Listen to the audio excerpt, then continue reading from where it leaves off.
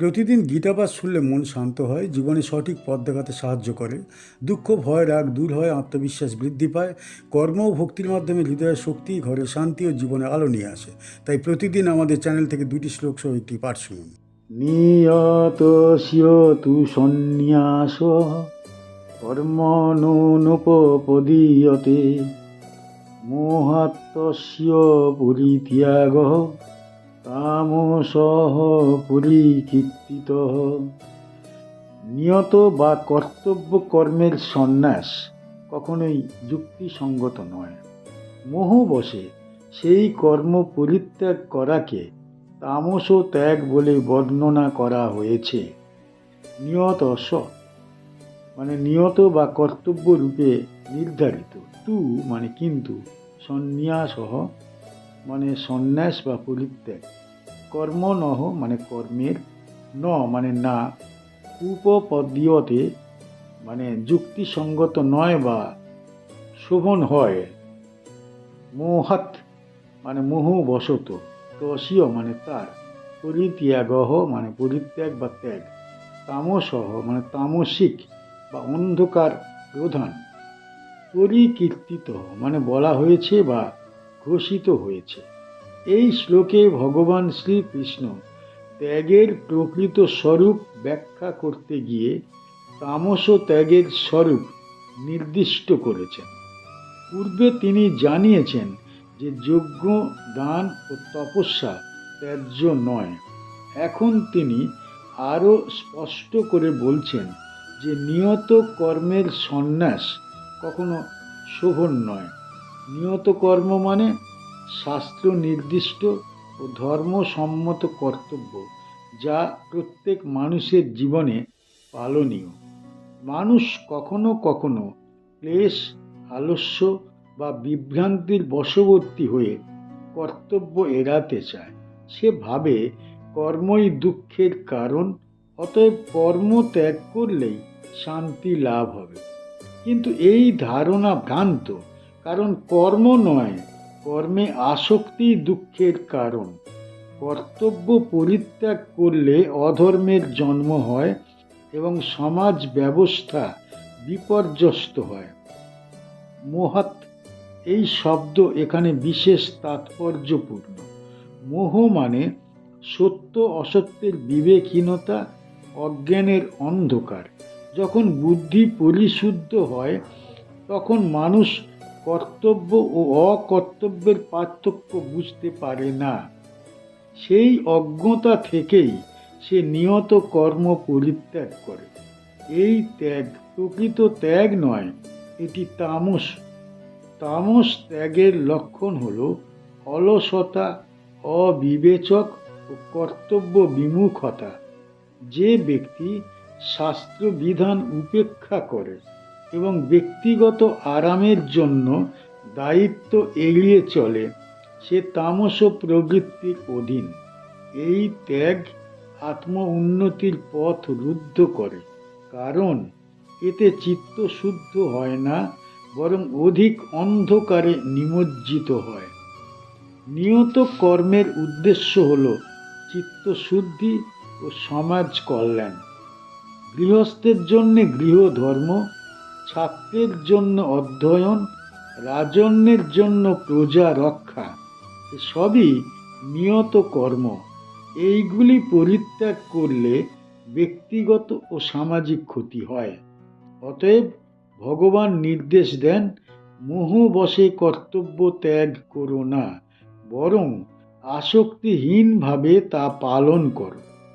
এই শ্লোক ত্যাগের ভ্রান্ত ধারণা সংশোধন করে।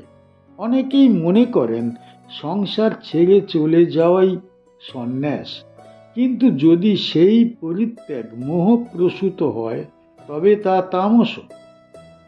প্রকৃত সন্ন্যাস হল অহংকার ও ফল কামনা ত্যাগ। কর্মের মধ্যেই শুদ্ধি ও মুক্তির পথ নিহিত। অর্জুন সন্ন্যাস ও ত্যাগের প্রকৃত অর্থ জানতে ইচ্ছা প্রকাশ করেছিলেন। তার মনে সংশয় ছিল, যুদ্ধ পরিত্যাগ করাই কি শ্রেয়? ভগবান সেই সংশয় দূর করতে ত্যাগের 3 প্রকার রূপ ব্যাখ্যা করেন: তামস, রাজস ও সাত্ত্বিক। এই শ্লোকে তিনি তামস ত্যাগের পরিচয় দিচ্ছেন। মোহবশে নিয়ত কর্ম ত্যাগ করাকে তিনি নিন্দা করছেন। এই উপদেশ অর্জুনকে কর্তব্য পালনে স্থির করতে প্রদান করা হয়েছে। আমরা এই শ্লোক থেকে কি শিখতে পারি? এই শ্লোক আমাদের শিক্ষা দেয় যে দায়িত্ব এড়ানো ধর্ম নয়। সংসারে থেকে প্রত্যেকের কিছু কিছু কর্তব্য আছে যা পালন করা প্রয়োজন। ক্লেশ বা বিভ্রান্তির কারণে সেই কর্তব্য ত্যাগ করলে তা তামস প্রবৃত্তি। তাছাড়া এই শ্লোক বিবেক জাগরণের আহ্বান জানায়। অজ্ঞতা থেকে মুক্ত হয়ে শাস্ত্রসম্মত পথ অনুসরণ করা দরকার। কর্তব্য পালনই চিত্তশুদ্ধির উপায়। সবশেষে এই শিক্ষা গ্রহণ করা উচিত যে প্রকৃত ত্যাগ মানে কর্ম বিমুখতা নয়, বরং মোহ বিমুক্তি। আসক্তিহীন কর্তব্যপরায়ণ জীবন গীতার আদর্শ। এই বোধ জন্মালে মানুষ ধর্মময় ও স্থির চিত্ত হয়ে ওঠে এবং জীবনে প্রকৃত কল্যাণ প্রতিষ্ঠিত হয়। দুঃখমিতি এব ইয়ৎ কর্ম কায় ক্লেশ ভয়াৎ ত্যজেৎ সকৃত্বা রাজসং ত্যাগম নৈব ত্যাগ ফলম লভেৎ। যে ব্যক্তি দেহ ক্লেশের ভয়ে কোনো কর্মকে দুঃখকর বলে মনে করে তা পরিত্যাগ করে, সে রাজস্ব ত্যাগ করে এবং সে কখনোই ত্যাগের প্রকৃত ফল লাভ করে না। দুঃখম মানে দুঃখকর বা কষ্টদায়ক, ইতি মানে এই রূপে, এব মানে নিশ্চয়ই, ইয়ৎ মানে যে, কর্ম মানে কর্ম বা কার্য, কায় মানে দেহ, ক্লেশ মানে কষ্ট বা যন্ত্রণা, ভয়াৎ মানে ভয়ের কারণে, ত্যজেৎ মানে ত্যাগ করে, সহ মানে সেই ব্যক্তি, কর্ম মানে কর্ম, রাজসম মানে রাজসিক বা রজগুণ প্রধান, ত্যাগম মানে ত্যাগ, ন মানে না, এব মানে কখনোই, ত্যাগ ফলম মানে ত্যাগের ফল, লভেত মানে লাভ করে। এই শ্লোকে ভগবান শ্রীকৃষ্ণ ত্যাগের দ্বিতীয় রূপ অর্থাৎ রাজস ত্যাগের পরিচয় প্রদান করছেন। পূর্বে তিনি মোহবশে কর্তব্য ত্যাগকে তামস বলেছেন। এখন তিনি ব্যাখ্যা করছেন সেই ত্যাগকে যা ভয় ও কষ্ট বিমুখতার দ্বারা প্রভাবিত। মানুষের স্বভাবতই সুখ প্রবণতা আছে। সে আরাম চায়, দেহের ক্লেশ এড়াতে চায়। যখন কোনো কর্তব্য কঠিন বা শ্রমসাধ্য মনে হয়, তখন তা দুঃখকর ভেবে পরিত্যাগ করতে উদ্যত হয়। এই মানসিকতা রজগুণজাত। এখানে অজ্ঞতা প্রধান নয়, বরং স্বার্থ সাধন ও আরাম প্রিয়তা প্রধান। কায় ক্লেশ ভয়াৎ এই শব্দ গভীর তাৎপর্য বহন করে। দেহের সামান্য কষ্টের আশঙ্কায় যে ব্যক্তি ধর্মসম্মত কর্তব্য ত্যাগ করে, সে প্রকৃত ত্যাগী নয়, কারণ তার অন্তরে এখনো সুখ লালসা ও ভয় বিদ্যমান। সে আত্মশুদ্ধির জন্য কর্ম ত্যাগ করছে না, বরং দেহ সুখ রক্ষার জন্যে ত্যাগ করছে।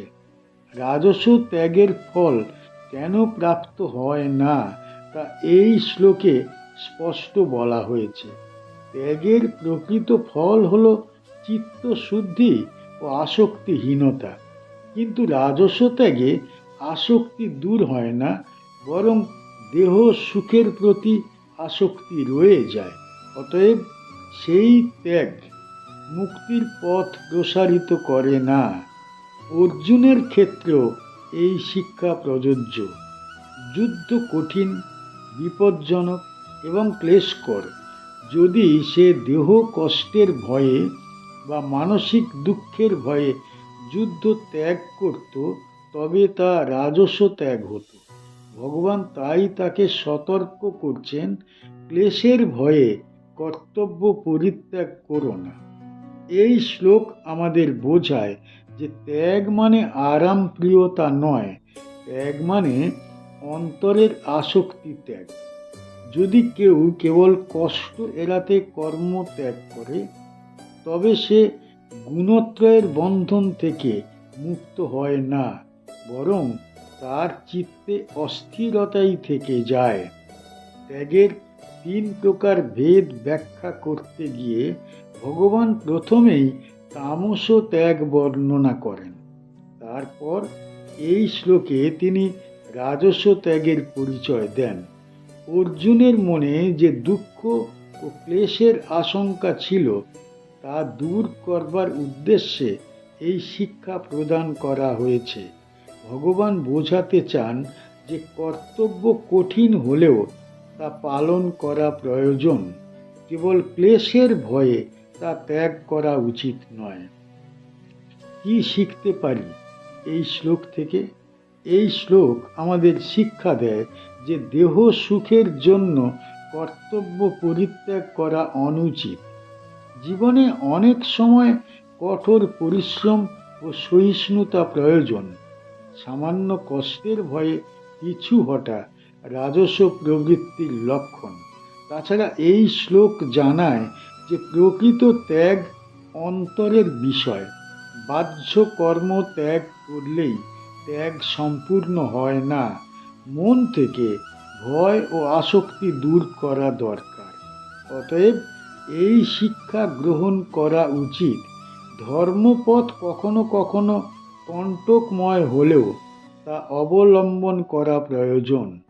দেহ ক্লেশকে উপেক্ষা করে কর্তব্যনিষ্ঠ জীবন যাপন করলেই সত্য ত্যাগের ফল লাভ হয় এবং চিত্তে স্থৈর্য প্রতিষ্ঠিত হয়। গীতার এই উপদেশ মানব জীবনকে সাহসী ও ধর্মপরায়ণ করে তোলে। গীতা পাঠ কেমন হয়েছে, ব্যাখ্যা কেমন হয়েছে, আপনার কেমন লেগেছে কমেন্ট বক্সে অবশ্যই জানাবেন, এবং প্রতিনিয়ত গীতা পাঠ শোনার জন্য চ্যানেলটা অবশ্যই সাবস্ক্রাইব করে রাখুন। দেখা হচ্ছে পরের ভিডিও।